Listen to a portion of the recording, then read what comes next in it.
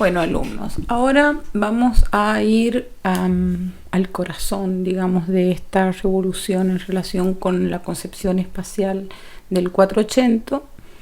Esto se viene gestando, ustedes saben, desde que se inicia el siglo.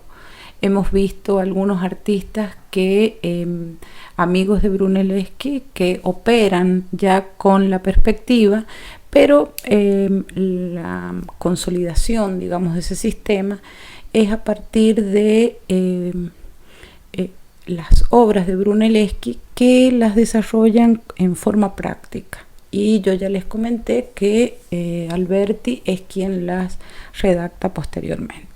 Yo he anotado acá algunas cosas muy básicas en relación con la noción, la concepción del espacio, ¿no? Dice: el pensamiento humanista modifica las concepciones del tiempo y el espacio. Los aspectos de lo real se clasifican y ordenan en un sistema racional. Se manifiestan en una forma unitaria y racional, que es el espacio. En este caso es el espacio de la perspectiva, y se ordenan en un tiempo, la historia. Ustedes recuerden que historia y naturaleza eran estas dos concepciones propias del 480. Ambos, es decir, el espacio perspectivo y la historia, constituyen la concepción unitaria del mundo. Esta visión unitaria es muy importante porque vamos a verla reflejada en el arte como correlato, digamos, del momento histórico, ¿no? La unidad del espacio es cuando la imagen tiene certidumbre y carácter absoluto. Este carácter absoluto del que habla Argand es un carácter que lo va a dar un sistema de orden espacial, ¿no? Y ese orden es inapelable.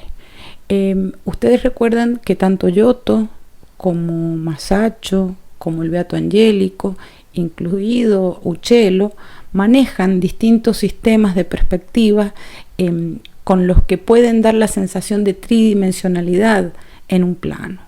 Sin embargo, la concreción de eso y la unificación de todos estos criterios en uno solo, que es absoluto, la hace Brunelleschi con la perspectiva. Si el espacio tiene una forma unitaria y homogénea, entonces las partes se distribuyen en relación con una línea media o central. Recuerden sus dibujos de perspectiva en los que lo primero que hacíamos era marcar la línea de horizonte. Recuerden que había una línea de horizonte que cruzaba en el medio y la línea de tierra, que era la de la base del dibujo. Recuérdenlo. El observador ve que todas las líneas de profundidad convergen a un punto.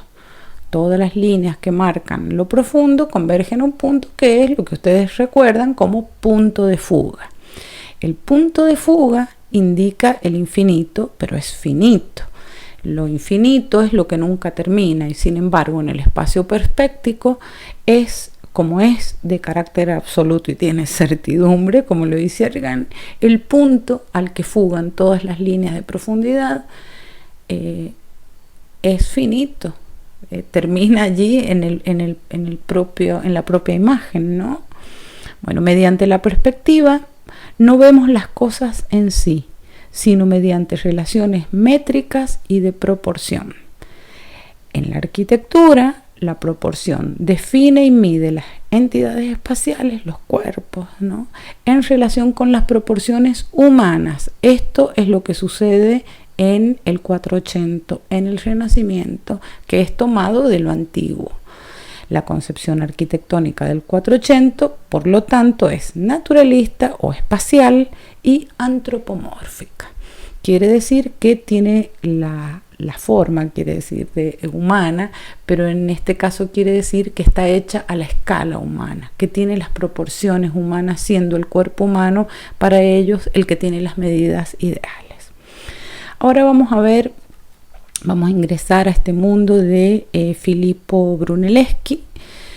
Fíjense la época en la que vives, en el primer Renacimiento, y durante este tramo de años es en los cuales los artistas, pintores del 480 que hemos visto, que están en la etapa experimental, estaban pintando. De hecho, ustedes ya saben que, por ejemplo, Masaccio o Uccello eran amigos de Brunelleschi y estaban en estos círculos de pensadores, estudiosos, analíticos de las obras del pasado.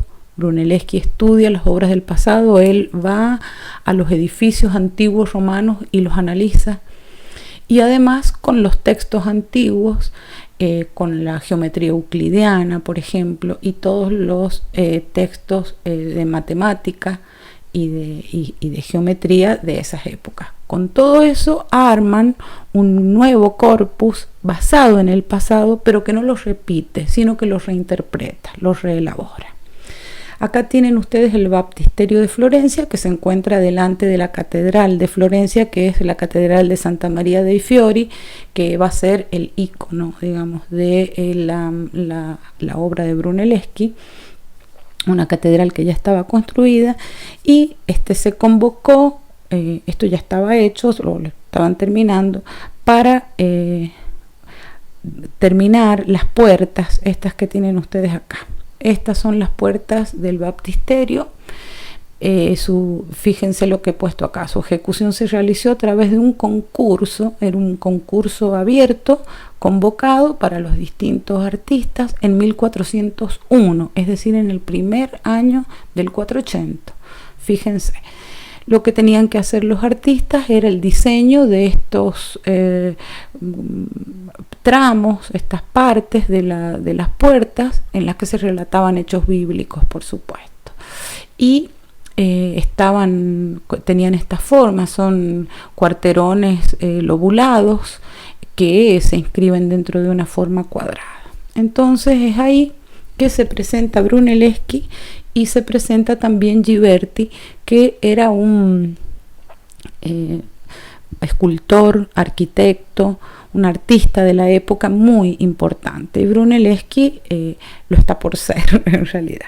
Ahí se presentan los dos, que ambos hacen muchísima gala de tener una gran cultura humanista, pero ambos tienen como posturas diferentes, posiciones distintas en relación con eso, ¿no?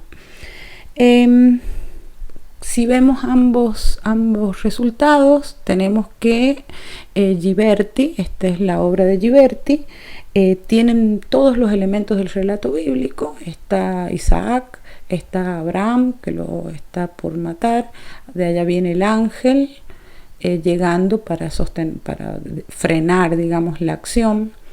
Si se fijan bien en cómo es Isaac, parece una escultura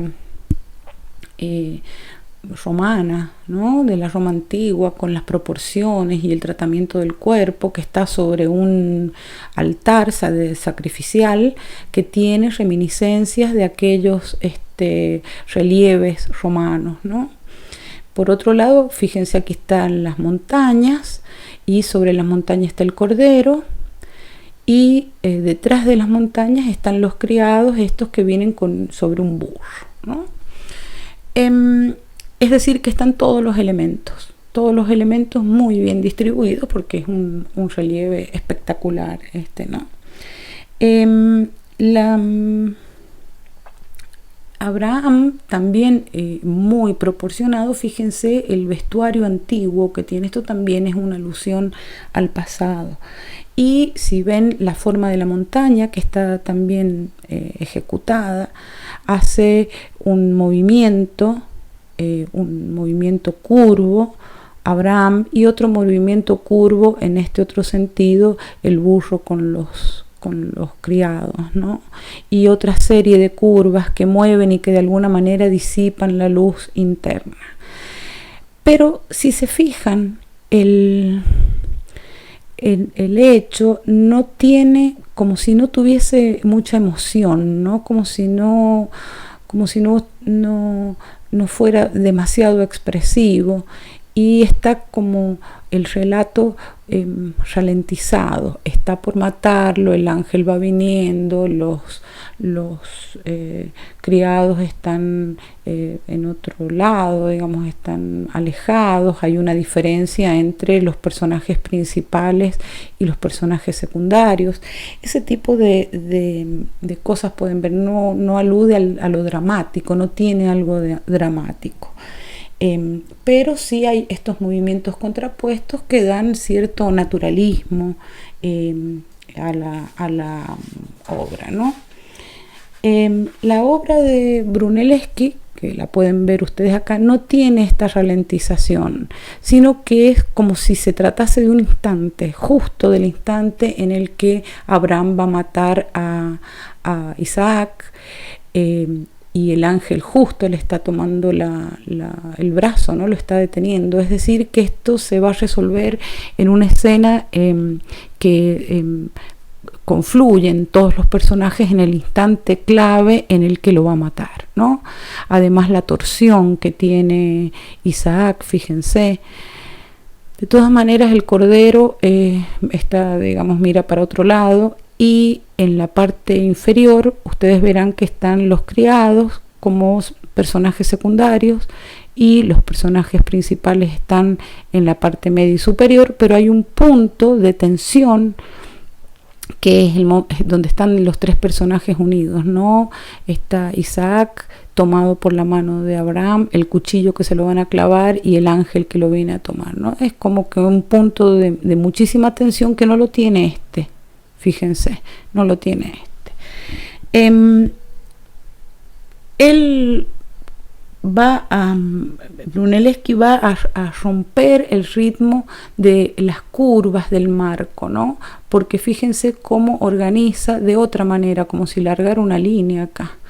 Y hace también alusión al pasado con este personaje que es uno de los criados que se está sacando una espina del pie, que eso alude a una escultura clásica de la antigüedad, que hay un joven sacándose la espina, ¿no? Del pie, así se llama, joven quitándose una espina. Pero fíjense cómo distribuye de otra manera. El paisaje en este caso está tratado de alguna manera naturalista, y en este caso no, en este caso es como que desapareciera, ¿no? Estos criados son ajenos a la acción y estos de alguna manera están incorporados. Se pregunta Argan cuál de los dos es más naturalista, y bueno, no hay duda, el más naturalista es Ghiberti, ¿no? Por esta alusión al paisaje y por cierto movimiento, y acá el paisaje simplemente está casi desaparecido. Pregunta cuál de los dos es más estudioso de la antigüedad, y bueno, hemos visto algunos datos en ambos, ¿no? En este caso es como una especie de cita de la antigüedad y acá no.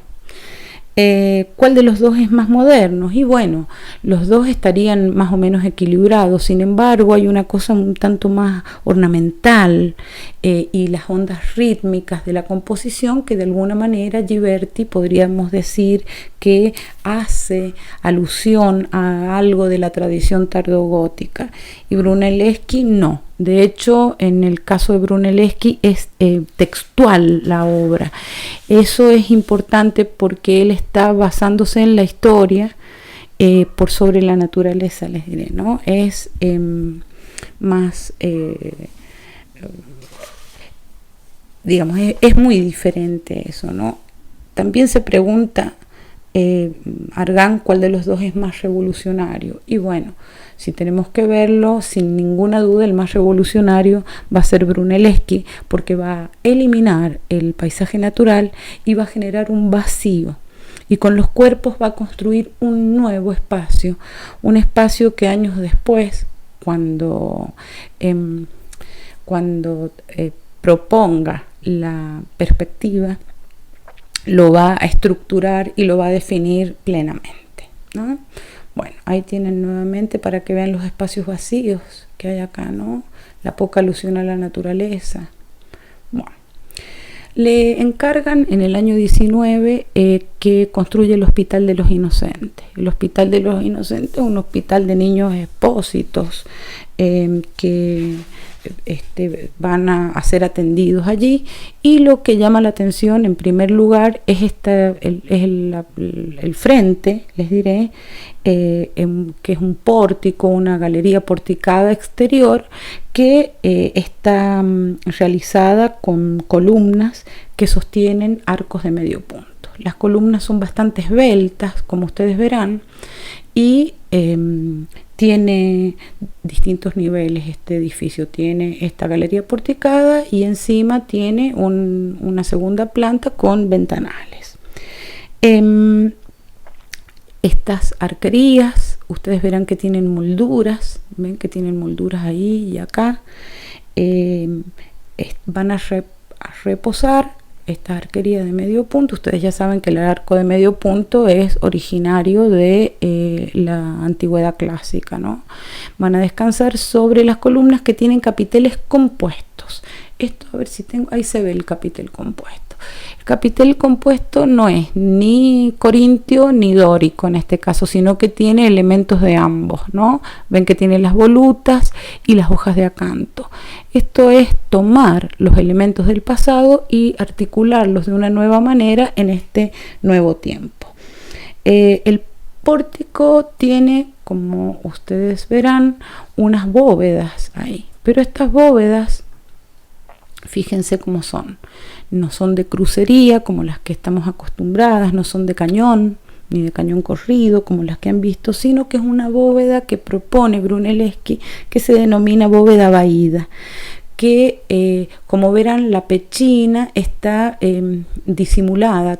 Esta bóveda vaída también se le llama bóveda de pañuelo, como si un pañuelo colgara, ¿no? Entonces la pechina está disimulada y recae en el arco que separa una de otra sobre unas ménsulas, como ustedes verán. La segunda planta tiene también ventanas adinteladas con unos pequeños frontis triangulares que también aluden a la antigüedad, ¿no? Y fíjense que cada una de las ventanas va a estar justo sobre cada uno de los vanos, digamos, entre las columnas. Ahora, si tomamos la medida de las columnas y de las columnas entre ellas, resulta que es la misma. Y si tomamos, para el otro lado, y si tomamos la medida de la columna en relación con la distancia que hay de profundidad que tiene la galería, también es la misma. Lo que quiere decir que cada uno de los tramos se construye a partir de formas cúbicas. Esto es importante porque es la forma geométrica pura instalada en un espacio con una serie de elementos arquitectónicos, cuerpos arquitectónicos conocidos previamente, pero en una nueva articulación, ¿no?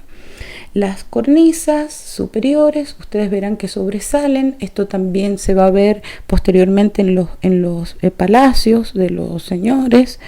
Y en las enjutas aparecen estos tondis o tondos. A ver, no tengo ninguno visto de cerca, una lástima. En los que aparecen los niños envueltos que convocan a la gente. Están hechos en cerámica y son blancos sobre fondo azul.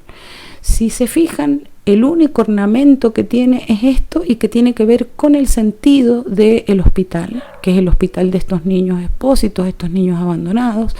Y en grandes rasgos yo les puedo decir que es bastante estable.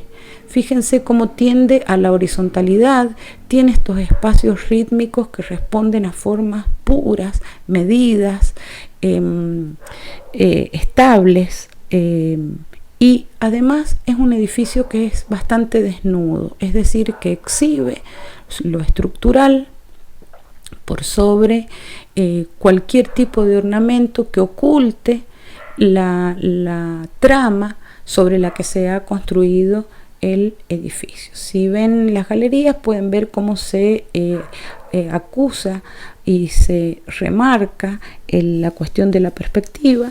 Esto es muy importante, porque eso es muy importante para él. Este es un patio interior donde ven ustedes cómo las ventanas internas responden todas a cuadrados, que están separadas por otras formas, que tienen círculos. O sea, cada una de estas cuestiones, aspectos de la arquitectura han sido pensados en función de lo medible, de lo cuantificable. Las bóvedas internas de los patios internos son de crucería, como ustedes verán, son distintas a las vaídas que vimos antes. Bueno, voy a seguir en otro